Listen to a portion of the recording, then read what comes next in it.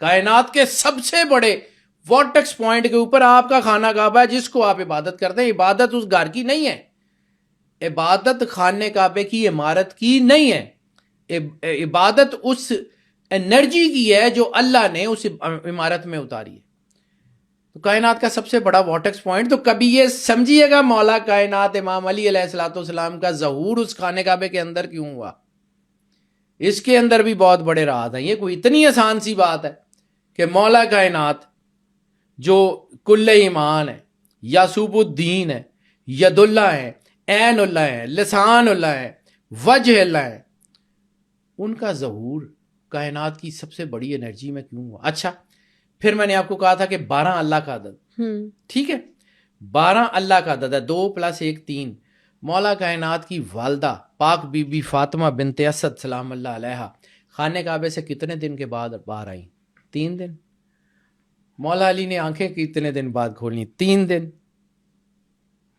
کبھی یہ سوچئے گا کہ یہ ساری یہ پریسیجنز, یہ نمبرز, یہ کیلکولیشن, یہ ایسے ہی بلا وجہ یہ کو انسیڈنس ہے؟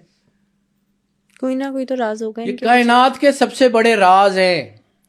یہ گنبد میں, پیرامڈز میں, خانہ کعبے کے اسکوائر میں, خانہ کعبے کے حتیم میں, یہ زمزم کے کنویں میں. اللہ ایسے ہی کہتا ہے کہ ان صفا والمروہ من شعائر اللہ, کہ صفا اور مروہ اللہ کے شاعر ہیں. وہ 7 چکر 7 تخلیق کا عدد ہے.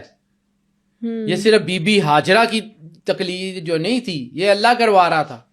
اچھا ایک اور چیز, میں معجزے کی بات کرتا ہوں. تو معجزہ اللہ کی مرضی کا نام ہے نا, بے شک, ٹھیک ہے. عیسیٰ علیہ السلام کا ظہور جو ہے وہ دنیا میں, جب عیسیٰ علیہ السلام دنیا میں آئے ہیں, کون سی ڈیٹ ہے؟ 25 دسمبر, ٹھیک ہے.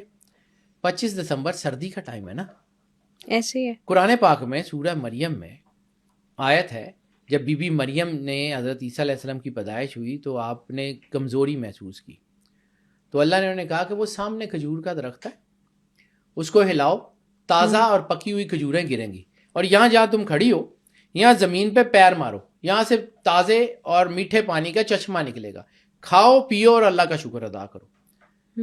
اب بی بی مریم, صرف ایک دیکھیں کہ بی بی مریم وہ کوئی ہرکولس جتنی پاورفل تو نہیں تھی کہ انہوں نے وہ اتنے بڑے درخت کو ایسے ہلایا اور وہ پورا زور سے ہلا اور اس میں سے کھجوریں گر گئیں. انہوں نے تو صرف ہاتھ رکھا تھا. اچھا 25 دسمبر ہے, سردیاں, کون سے کھجور کے درخت کے اوپر پکی ہوئی کھجوریں لگتی ہیں؟ تو جو اللہ 25 دسمبر کو درخت پہ پکی ہوئی کھجوریں لگا سکتا ہے, اس زمین پہ انہوں نے کنواں تو نہیں کھودا تھا, ایسے پیر ہی رکھا ہوگا نا تو پانی نکل آیا. جو بی بی مریم کے پیر رکھنے سے پانی نکال سکتا ہے, وہ بی بی مریم کو پکا ہوا کھانا بھی دے سکتا تھا. یہ سارے ایفرٹس کیوں کرائے بھائی؟ بے موسم کے پھل دے رہا ہے. قرآن پاک میں ہے نا, بی بی مریم کے پاس بے موسم کے پھل آتے تھے, تو جو بے موسم کے پھل دے رہا ہے وہ باقی سارا کچھ تو بھی کروا رہا ہے.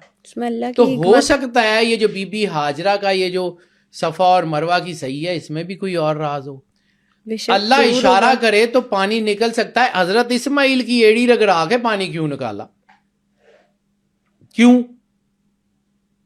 اچھا اللہ چاہے تو کچھ بھی کر سکتا ہے. سرور انبیاء صلی اللہ علیہ وآلہ وسلم کو جب اس نے کہا تھا کہ گٹھلیاں لگیں اور ایک دن میں درخت لگے, تو وہ تو بغیر گٹھلی کے درخت تو لگ گئے تھے.